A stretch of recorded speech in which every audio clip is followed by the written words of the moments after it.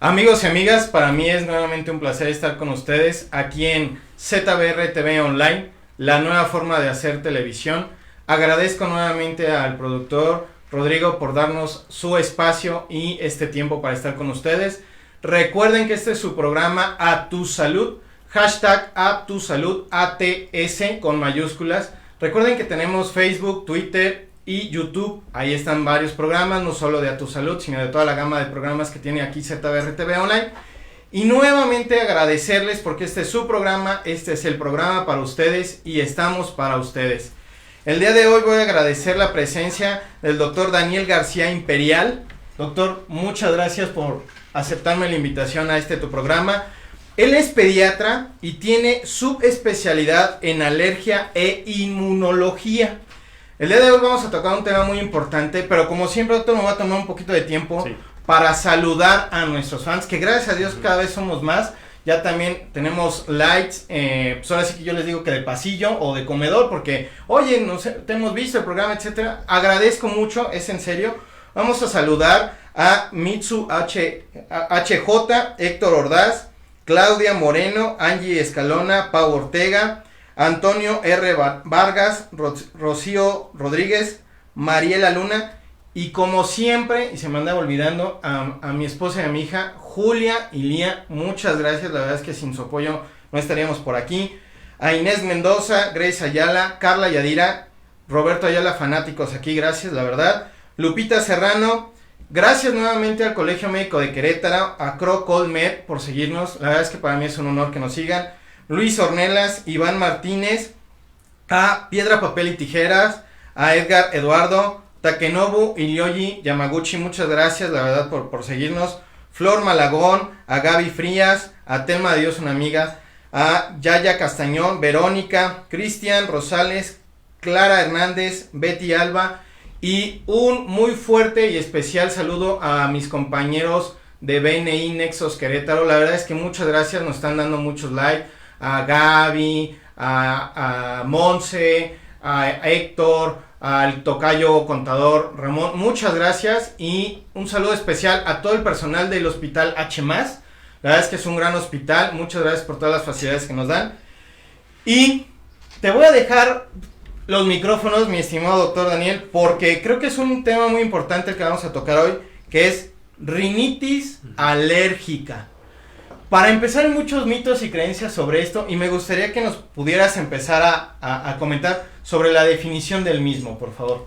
Muchas gracias, doctor Ramón Ayala, por la invitación. Muchas gracias a ti. Bueno, pues es un placer estar acá y poder compartir algo de información que sea útil para resolver dudas y orientar mejor.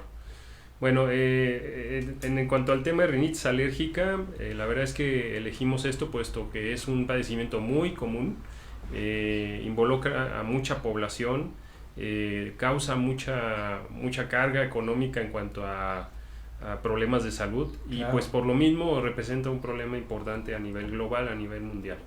Bueno, entonces miren, entrando en materia de la rinitis alérgica, la definición de la rinitis alérgica como tal es una enfermedad inflamatoria de la nariz en la cual se va a manifestar principalmente con los siguientes síntomas: estornudos, escurrimiento de moco claro, comezón de nariz y congestión nasal.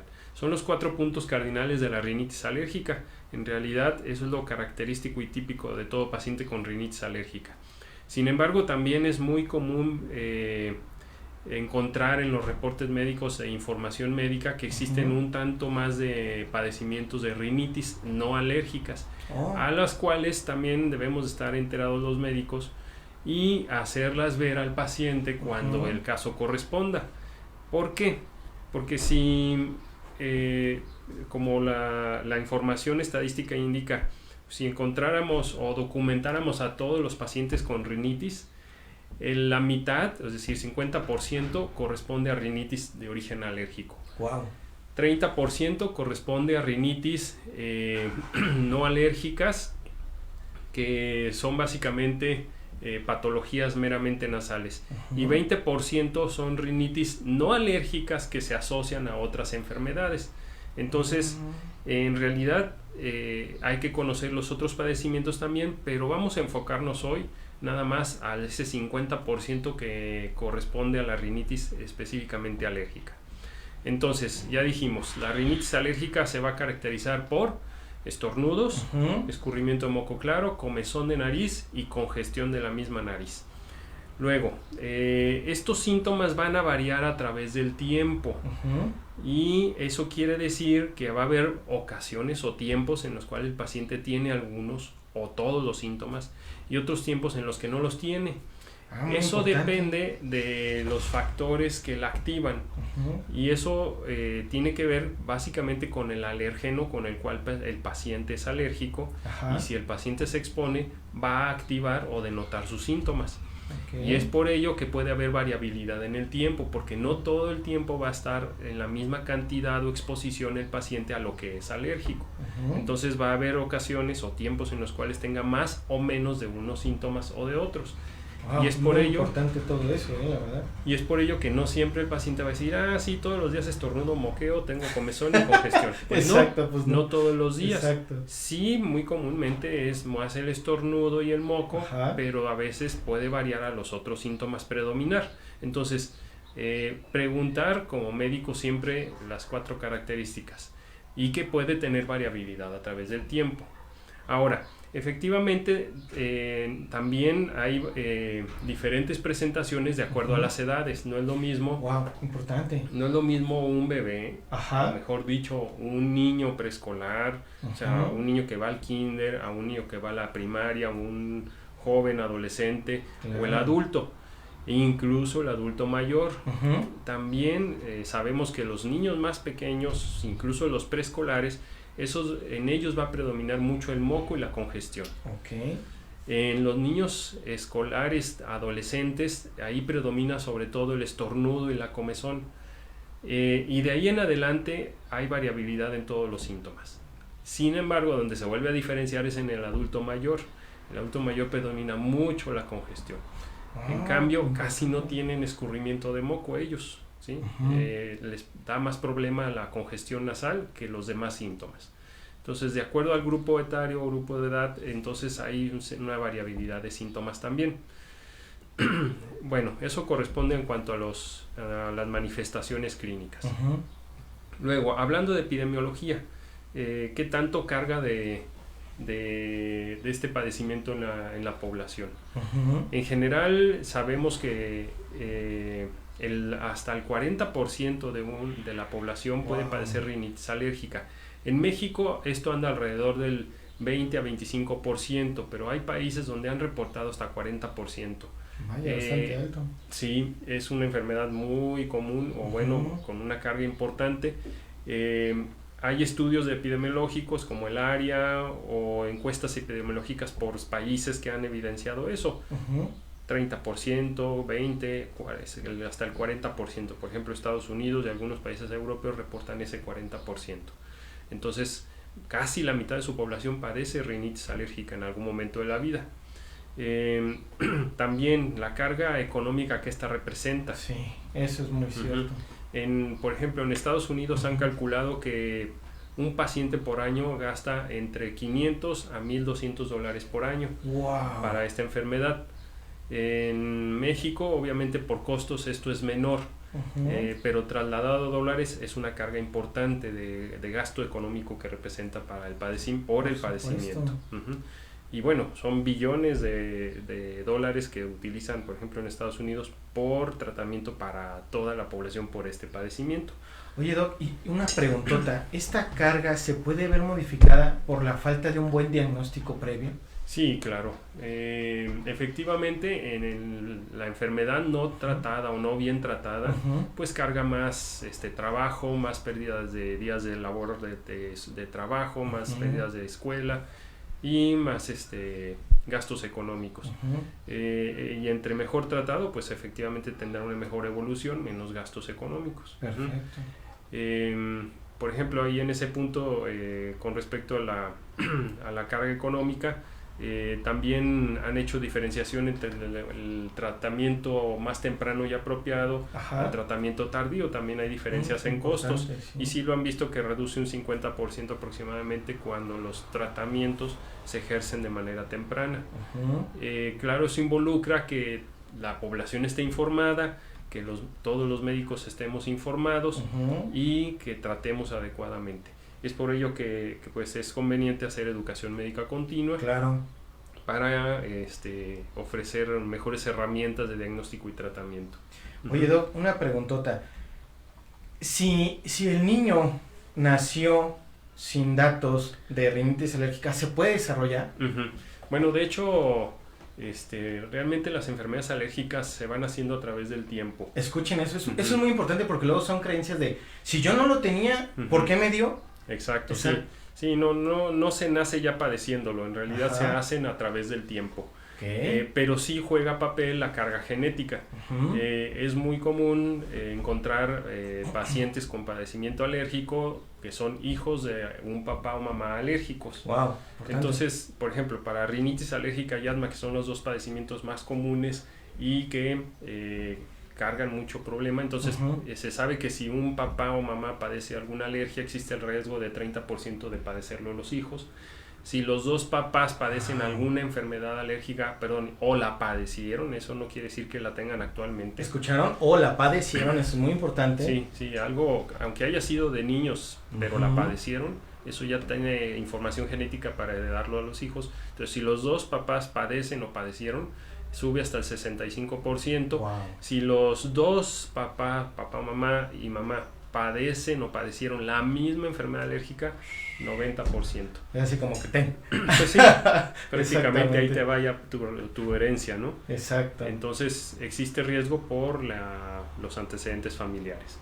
Bueno, con respecto a los factores de riesgo, también ya sabemos que los hijos que son provenientes de una mamá, por ejemplo, fumadora o papá fumador, escuchen eso, por favor, incrementa el riesgo para padecerlo.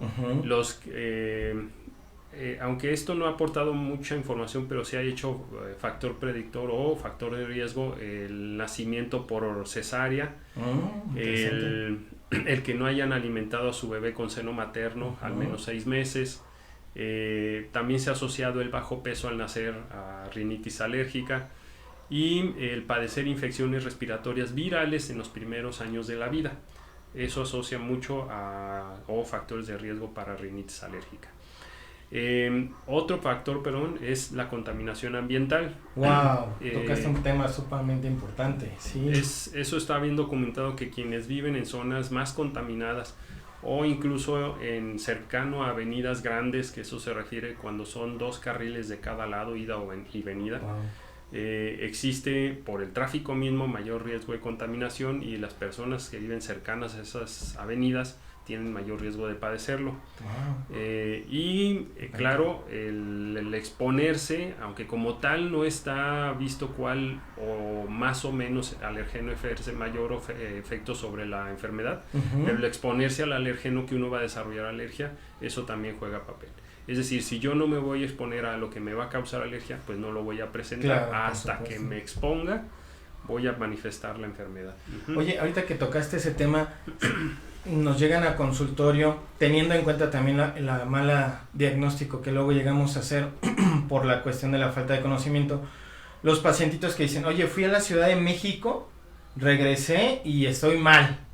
Eso es por la misma situación de la contaminación. Sí, la contaminación ambiental juega mucho papel. Entonces, y eso es por irritación, inflamación de la vía respiratoria, desde la nariz hasta el bronquio.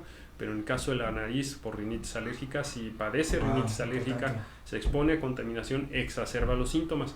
O sea, no quiere decir que sea alérgico a la contaminación. Así no. Irritación directa de los factores físicos o químicos del aire. Eso es sumamente importante. Y hay una tendencia que dé más en niños, bueno, en hombres o varones que en mujeres. En ocasiones sí se ha asociado, pero en general existe una distribución por igual en cuanto a sexo. En general, la rinitis alérgica sí es predominante en la edad pediátrica. Wow. Por eso vamos a ver más niños con rinitis alérgica que adultos. Uh-huh. Se menciona un 60% aproximadamente en niños. Uh-huh. Entonces es más común encontrarla. Y de hecho en grupos escolares y preescolares, es decir, aquellos que están entre los 3, 6 años de edad hasta la primaria, que eso es a los 11, 12 años, son los más comunes en encontrar. Importante. Muy importante. Oye, voy a hacer una pausa Sí. porque quiero que nos digas que estás en el Hospital H+, en la Torre 2. ¿En qué consultorio, mi doc? En el 209. En el 209, es un vecino, por cierto. Muchas ¿Cuál gracias. es tu teléfono para hacer citas, por favor? Sí, gracias. Mira, el teléfono de ahí es el 295-0186. 295-0186, Sí. ¿es correcto? Así es. En el consultorio, ¿cuál me dijiste? 209. 209 en la Torre 2 del Hospital H+.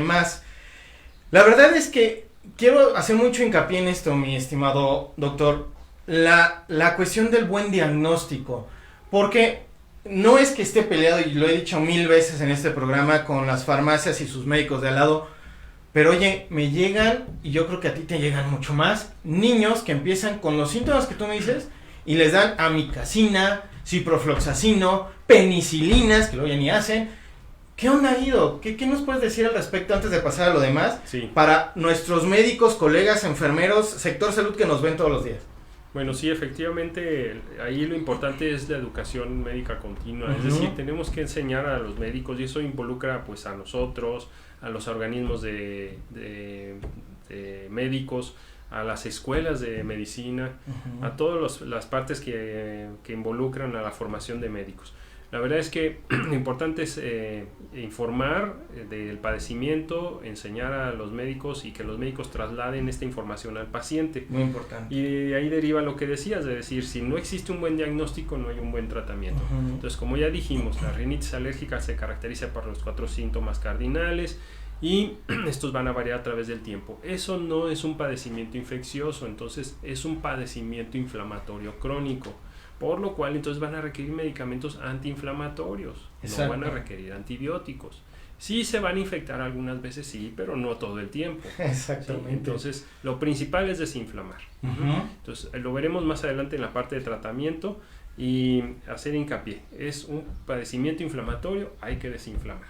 Y eso es sumamente importante, porque de repente también está el papá o la mamá que dice, ¿y no le va a dar antibiótico? Ajá, sí, claro. Hay que educarlos también, eso es muy Ujú. importante. Y creo que ahí tú tocas un tema muy importante que es cómo le vas a expresar tus conocimientos al paciente y cómo lo vas a orientar, que eso es sumamente Ujú. importante.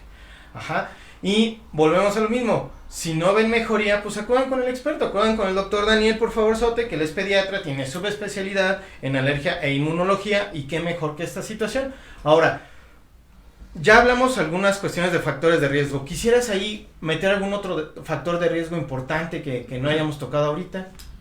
Pues a ver, deja ver si nos repasa uno, la contaminación ambiental, Ajá. los antecedentes familiares de la herencia de los papá mamá, la forma de nacimiento, la alimentación al seno materno, el medio ambiente, que eso tiene que ver con la exposición alrededor.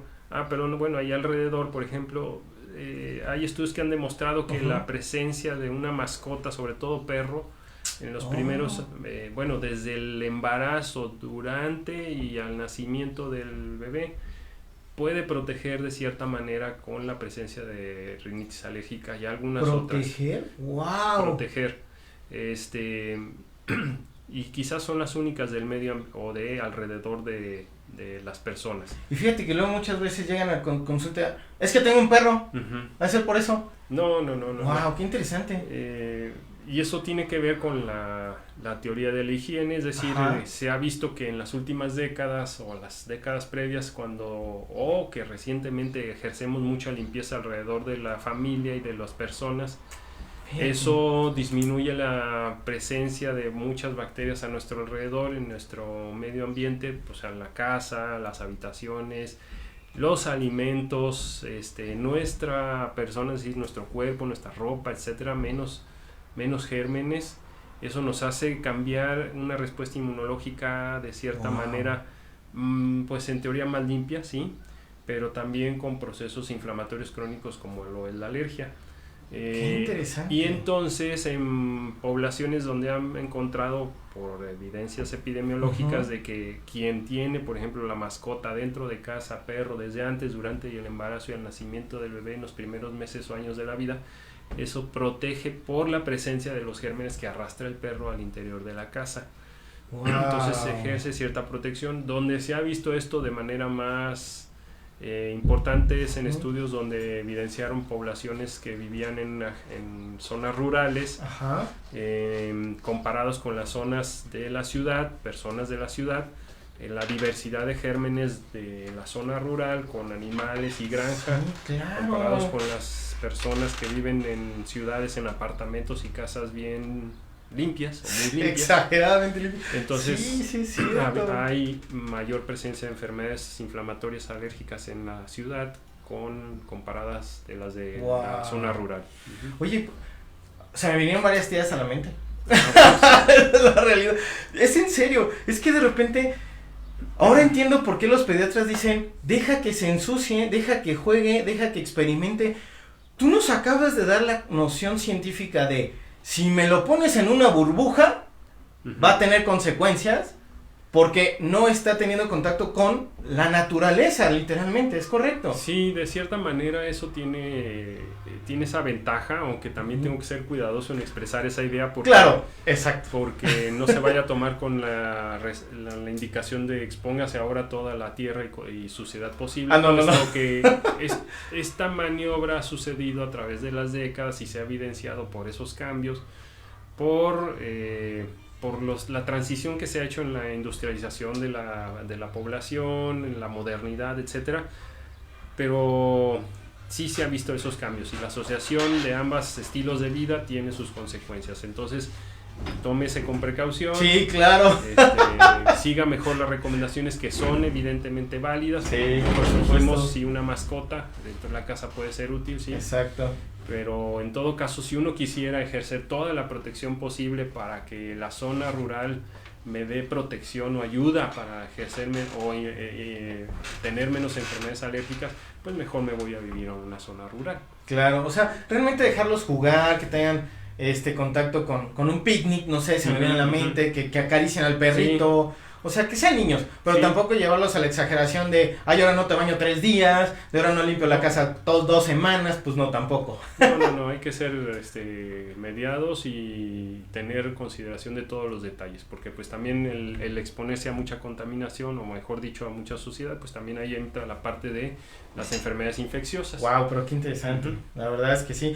Oye, Doc, y entonces, cuando te llegan a tu consultorio, ¿cómo los diagnosticas? ¿Qué características hay que tú tomes en cuenta? Aparte de las 4 cuestiones ya cardinales que nos dijiste, ¿hay pruebas, hay formas, hay otra cosa que tú hagas para el diagnóstico? Bueno, ahora, está claro que el diagnóstico es clínico, es decir, con los síntomas que el paciente nos diga y los que el médico pregunte es suficiente. Wow. Ahora, para documentar el origen, la naturaleza del padecimiento, uno se apoya en estudios paraclínicos, y eso es pruebas de laboratorio como lo es la IgE total. Si uno documenta IgE elevada, también apoya el diagnóstico.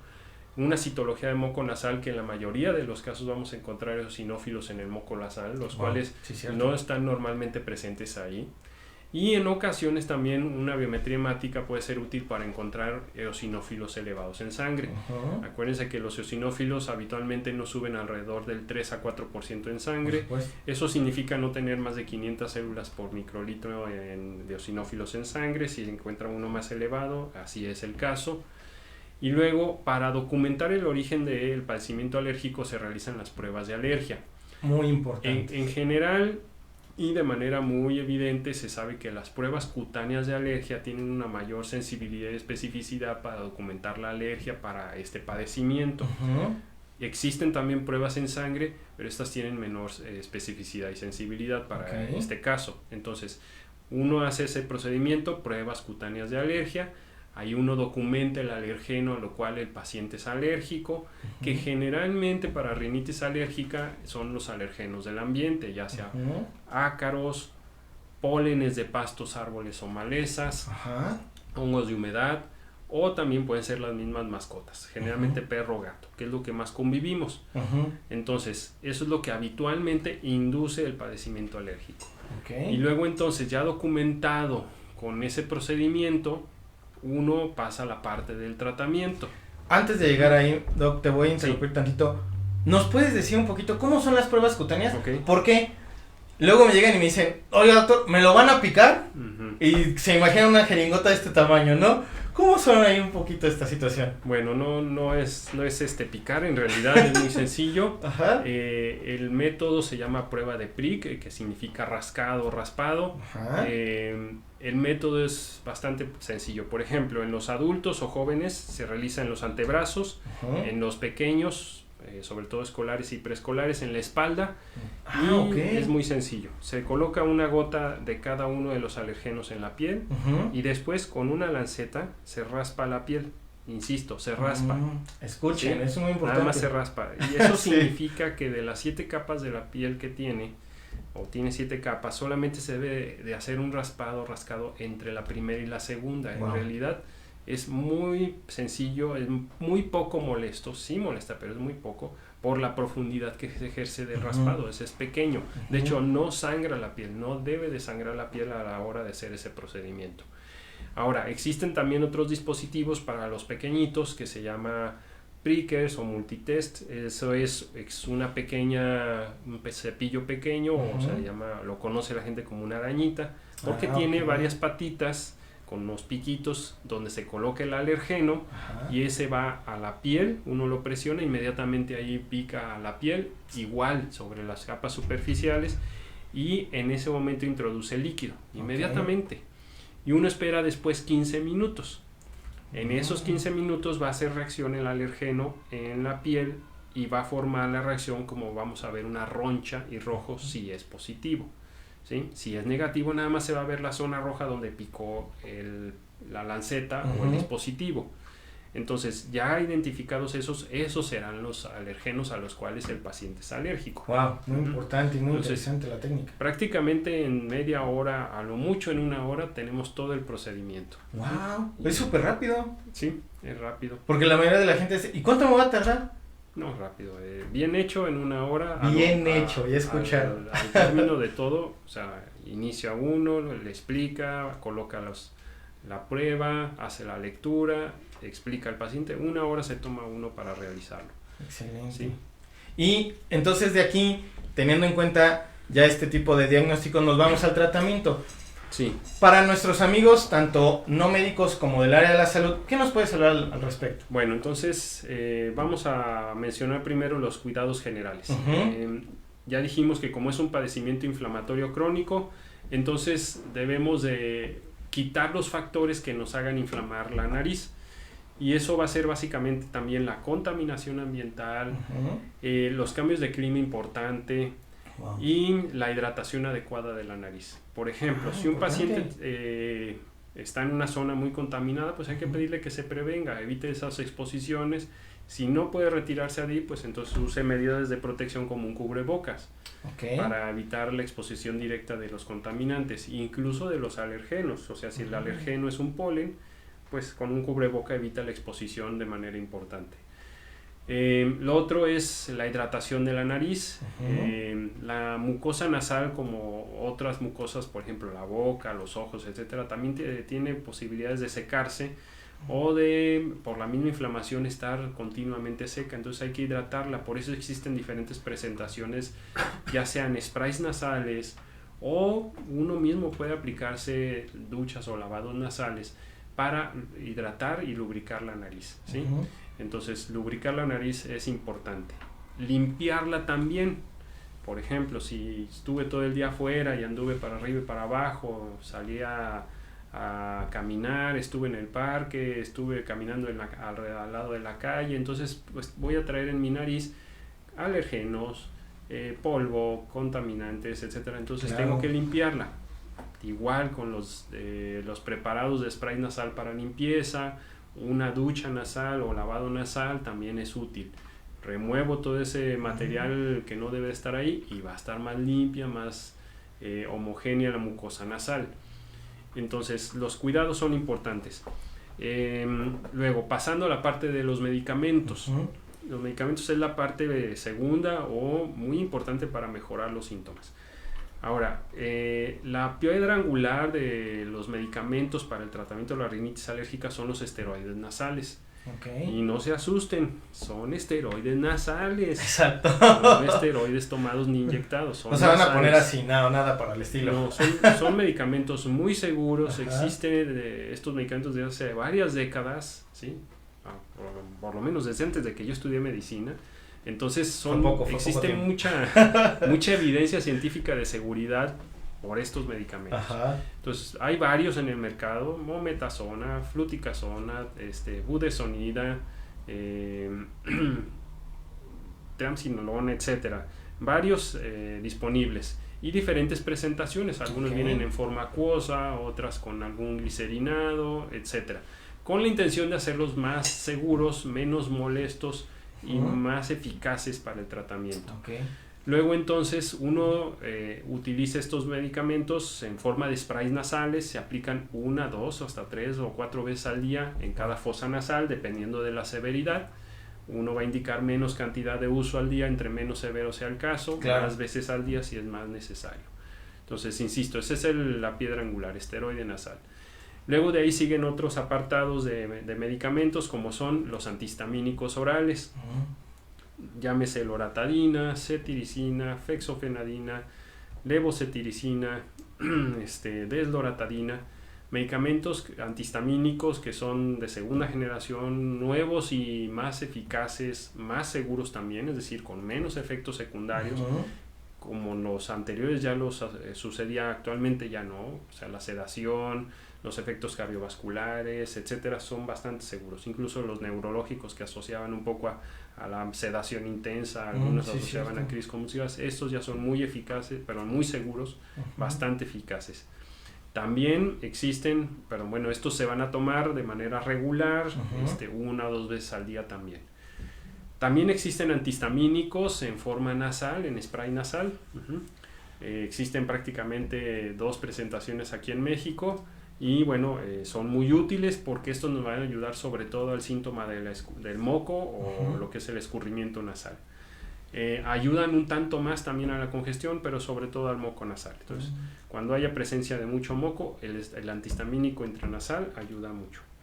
Luego, otros sprays nasales son las cromonas, o lo que es el cromoglicato de sodio, cromonas en spray nasal. Sí, también es útil para la congestión y el moco. Ayudan mucho a reducir esto por el mecanismo por el cual actúan, estabilizando el mastocito, inhibiendo la liberación de mediadores químicos, y eso ayuda a limitar la producción de moco y la congestión.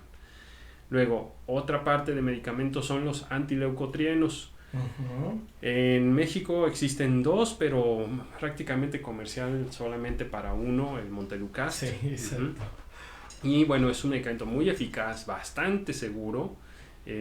Muchos padecimientos alérgicos, pero aquí en rinitis alérgica tiene un papel primordial. Ejerce mucho efecto sobre la congestión y menos sobre lo que es el moco, la comezón y el estornudo, ¿sí? Pero más sobre la congestión. Entonces, dependiendo de la predominancia de síntomas que tenga el paciente, claro, uno elige los medicamentos. Ya ahí dije el esteroide nasal, que es el principal, y los siguientes de acuerdo a la necesidad del paciente. Claro. Más moco, más congestión, más estornudo, más comezón. Y los puede uno agregar. Para ello también existe ya también guías internacionales, guías nacionales de cómo nosotros como médicos debemos dirigir el tratamiento. Si mi paciente tiene tantos síntomas, debo de elegir un esteroide, debo elegir un antihistamínico junto con un antileucotrieno, o nada más quedarme con el puro antihistamínico, por ejemplo, ¿sí? O y también las guías internacionales, la guía ARIA, las guías nacionales también lo refieren así. Si el paciente tiene mucha severidad, elijo varios medicamentos. O si tiene menor severidad, elijo un solo medicamento. Y el tratamiento debe de llevarse a cabo durante varios meses. Ojo aquí, también para los médicos y los que ya están en tratamiento, tiene que ser continuo varios meses. No es de unos días ni unas semanas. ¿No es de en 2 semanas ya estaré bien? No, para nada. No, son varios meses y siempre hay que insistir. Oiga, pero ¿hasta cuándo? Varios meses, 6, 12 o hasta más meses. ¿Por qué? Porque la alergia a nivel nasal es crónica, no es un padecimiento agudo, aunque vean que hace unas semanas se les activó, o que vean que hace unas semanas ustedes notaron los síntomas. La cronicidad viene desde antes, porque tuvieron exposiciones previas y eso está activando el mecanismo. Entonces uno tiene que revertir el mecanismo a través del uso continuo del medicamento. Y para ello existe ya mucha evidencia científica de la seguridad de los medicamentos. Claro, ¿sí? por supuesto. Pues por eso está así de guiado y documentado de que tanto tiempo debe uno de utilizarlos. Entonces, esa es la parte de medicamentos. La tercera parte, que es la que más ayuda, es el uso de la vacuna específica de alergia, o lo que llamamos inmunoterapia específica. Entonces, esta parte del tratamiento se elige cuando lo anterior no fue suficiente. Cuando existe más de una enfermedad alérgica. Cuando el paciente tiene otra comorbilidad que lo pueda deteriorar. Cuando haya efectos secundarios por el uso de los medicamentos y necesito quitarlos. Cuando a elección también del paciente quiere dejar de usar los medicamentos para poder quedarse solamente con la inmunoterapia específica. O cuando son alergenos también que no puedo evitar a razón del padecimiento. Es decir, siempre van a estar ahí y siempre voy a estar expuesto. Entonces, a largo plazo quiero ejercer efectos sobre la enfermedad y quitarla, entonces elijo el tercer tratamiento. Ahora, eso ya dijimos es la vacuna o inmunoterapia específica de alergia. Ahora, ese tratamiento se basa en el utilizar una vacuna que sea específica de lo que el paciente es alérgico. Por ejemplo, yo salí alérgico al ácaro del polvo y entonces la vacuna tendrá que ser preparada con alergenos del ácaro del polvo. Punto aquí de que la inmunoterapia específica o vacuna específica, actualmente ya existe mucho avance al respecto.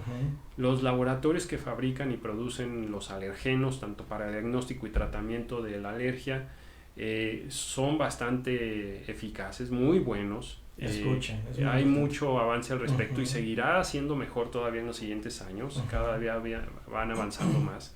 Pero a la fecha los alergenos estandarizados que existe para ácaros, perro gato, pólenes de pastos o árboles, esa estandarización permite administrar las cantidades adecuadas, los tiempos específicos a necesidad del paciente.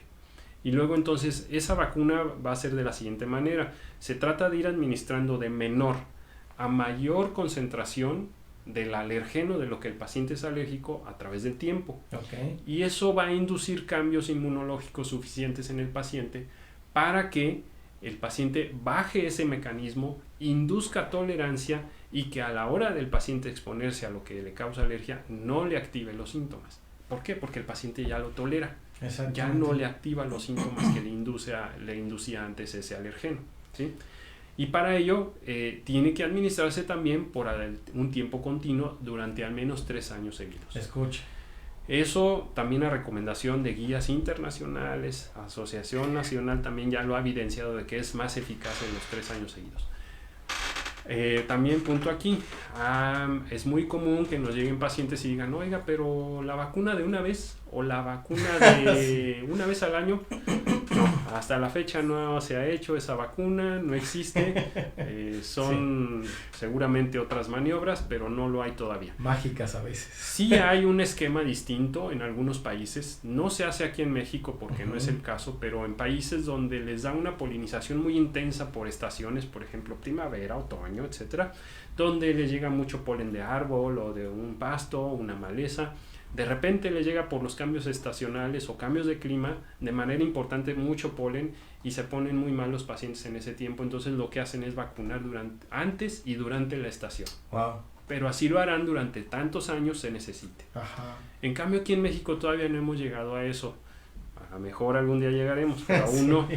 Entonces aquí los alergenos se comportan de manera más regular, es decir, casi siempre va a haber o prenden y apagan un poco, pero va a haber de manera regular. Entonces aquí ejerce mayor eficacia el tratamiento continuo. Y luego ya se sabe que al término de esos 3 años al menos de la vacuna específica, el paciente podrá suspender la vacuna y quedará con memoria inmunológica en años siguientes para poderse exponer a ese alergeno y no causarle síntomas, ¿sí? Entonces, resumiendo, mencionamos que el tratamiento se compone de prevención. Y ahí también implica, a lo mejor, perdón, ahí me faltó la prevención de exposición de lo que soy alérgico. Si soy alérgico al ácaro del polvo, tengo que evitarlo.